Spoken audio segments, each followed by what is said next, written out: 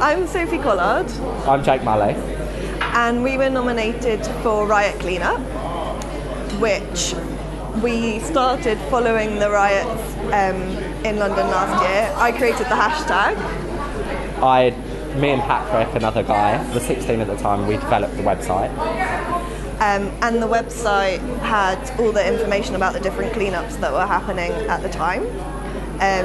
I went to Clapham Junction and met Sophie. And we both had brooms and were there at the cleanup there.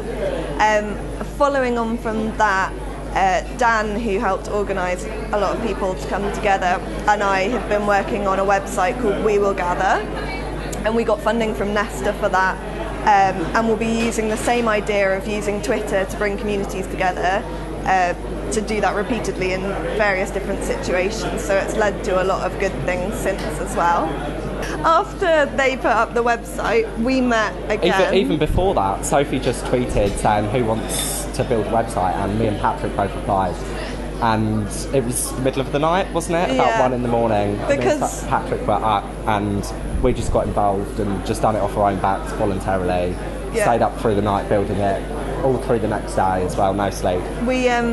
I saw that they'd been involved in building the initial site, and I saw the potential that could come from having a proper website, because initially it was just a kind of panic, put a site up, in response to the thousands of tweets and media that were trying to communicate.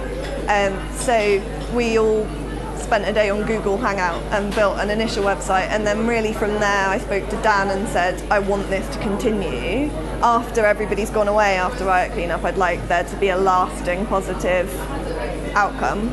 So we've been working on that. Yeah, throughout the website being built, there was 2 million retweets on Twitter about the website, and we got over 5 million hits in a couple of hours, and it just kept going down, so we built it even a bigger structure for it to lay on to handle the amount of people who were visiting.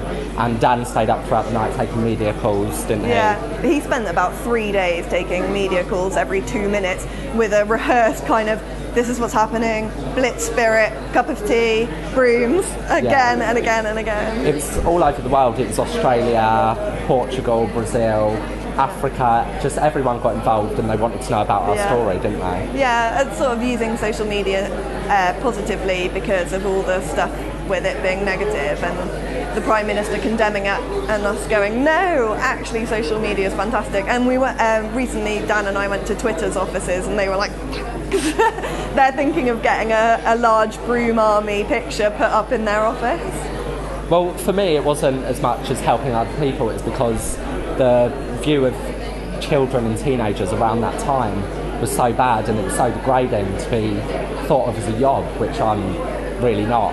And I just wanted to change the view of teenagers around that time and around my area.